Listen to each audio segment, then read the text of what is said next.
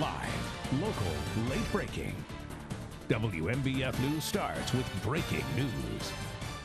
7 people injured in a massive fire at the Windsor Green Community multi-story. Horry County Fire Rescue reporting 4 people are in critical condition and 3 others have non-life-threatening injuries. Yeah, so a total of 7 people injured tonight. We're told that it's a 3-story frame building and several people actually jumped from balconies. We have team coverage from the scene tonight. Patrick Lloyd, Aaron Edwards, and Ian Klein are all there tonight.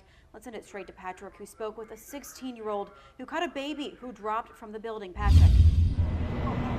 Meredith, a terribly unfortunate scene out here in Carolina Forest right now. I'm going to step out of the way so you can see what all is going on right now.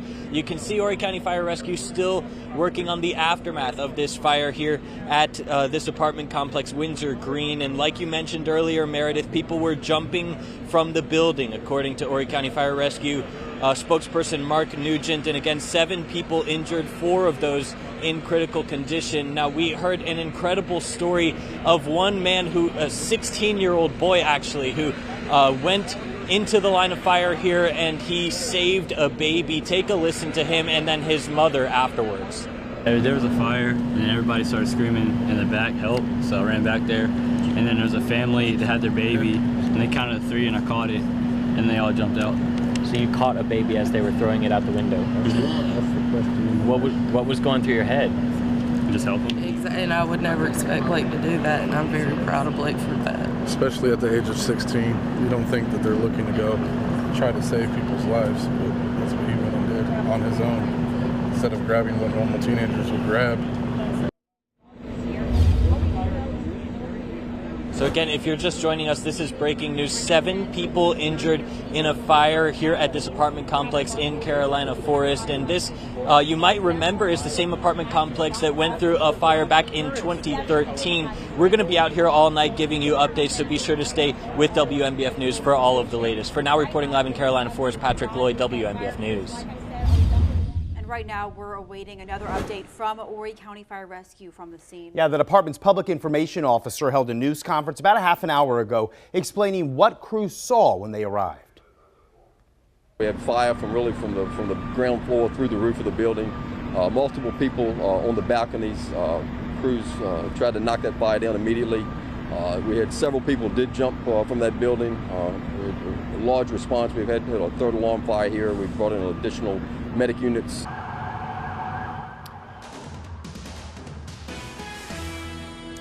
As we mentioned, we have multiple teams there at the scene of that fire tonight. And Eric, now we want to toss it to Ian Klein, who is also live at that scene tonight with some of the latest details. Ian, what have you learned? Yeah, we spoke to several residents in this area. Now, not a lot of them actually living here, a lot of them living in the surrounding communities. Many of them, like Patrick was talking about, referencing the fire that happened several years back, pretty much wiping out this entire part of the complex that we're standing in right now. Many of them started hearing the sirens around 9:30, and they said it's usual. You hear fire sirens usually at nighttime, but once they heard the loud roar of 1, 2, 3 start coming down the road, they knew something was wrong. When you walk down Carolina Forest Boulevard, you can see the amount of cars. There's dozens of cars lined up, mainly friends and family trying to make sure that their loved ones, their friends, their neighbors are all right. So far, the people we've talked to, they've been able to get in contact with their family and friends. We're going to keep you guys updated a little bit later forward. You'll hear from one neighbor in a surrounding area that actually was able to make contact with his friend. Reporting in Carolina Forest, Ian Klein, WMBF News. And our team is going to continue to bring you the updates live there from the scene. Yeah, we want to walk you through a timeline of the events right now. Horry County Fire Rescue responded to the fire around 9:12 tonight. The first tweet from the department was sent out at 9:23. In that tweet, officials announced it was a 3-alarm fire. Then at 10 o'clock tonight, this tweet from HCFR advising all bystanders who lived in the fire building to report to the playground near the pool house. And then at 10:30, this tweet saying a 3-story building heavily involved in fire on all 3 floors upon arrival.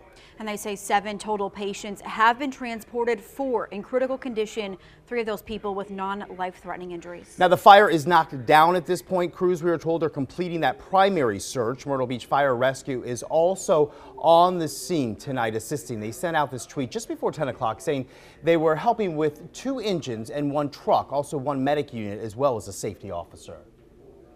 And happening right now, Horry County Fire Rescue is providing an update on the fire at Windsor Green. Yeah, let's listen in now. I think Mark Nugent is about to speak. We're working with a family unit group, getting with everybody that's here. And also we've sent people to the hospital to get with those folks to double check with them to make sure, on their well-being. Right now we're going to probably be here the rest of the night into the morning. The fire investigators are here from Horry Fire Rescue as well as Horry Police Department.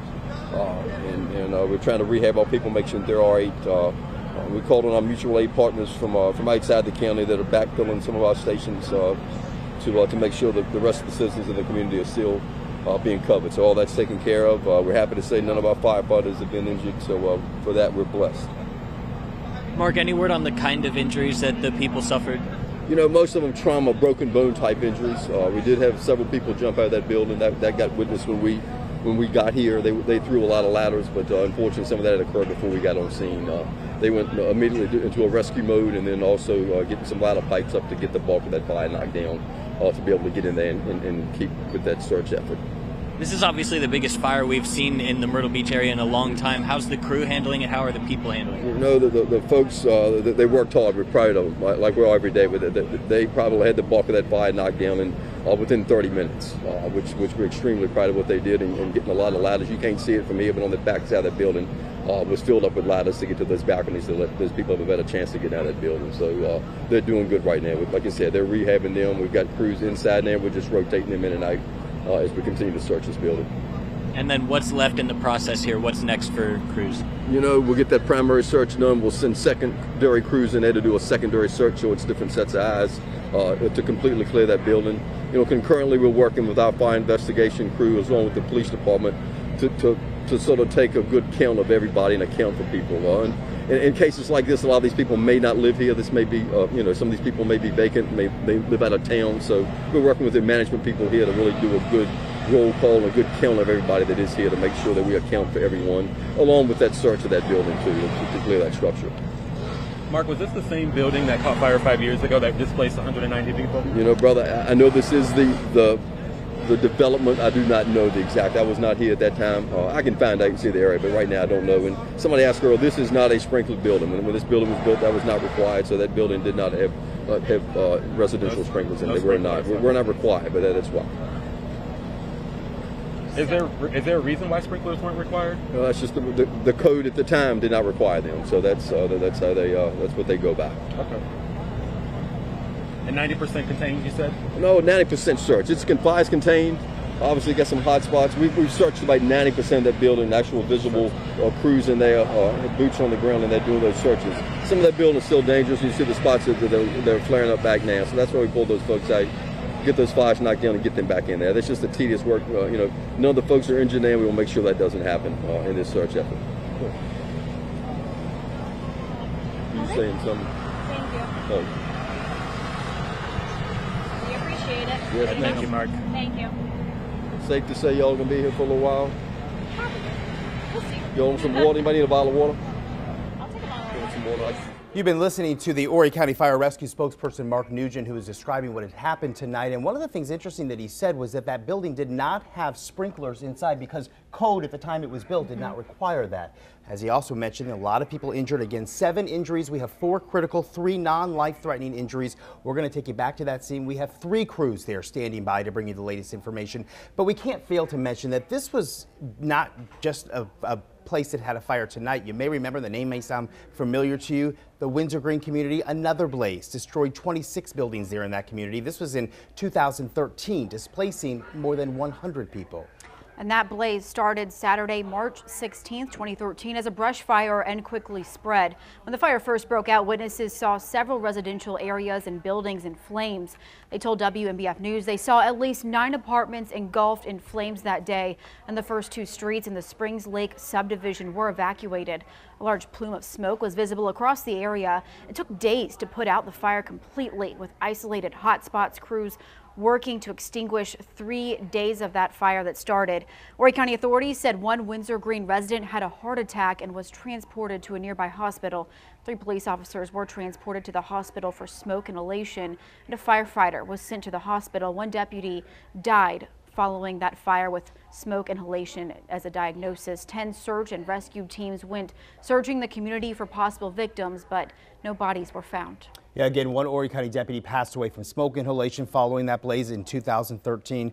Deputy Sheriff Tim Causey was one of the first responders called to that fire and fell ill a couple of days later. He was admitted to the hospital for smoke inhalation days after that fire was extinguished from McLeod Hospital in Florence.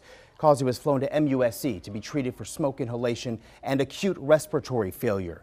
He was later diagnosed with the H1N1 virus. Well, he did pass away at MUSC in Charleston after a 2-month battle that involved a medically induced coma and a ventilator.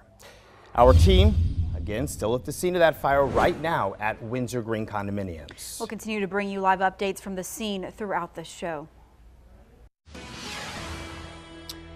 Welcome back. We want to recap what is happening tonight. Breaking news. This is a 3-alarm fire that broke out around 9 o'clock tonight. You can see fire crews are still there at Windsor Green Condominiums. This is right there in Carolina Forest. And the fire broke out around 9. We are told at this point 7 people were injured. We know 3 were receiving non-life-threatening injuries, but we are told that 4 people have received critical injuries. I can tell you that Horry County Rescue has been tweeting tonight saying that people were jumping from buildings and they were broken bones with people there. We know they're critical injuries, so that very well could be the case.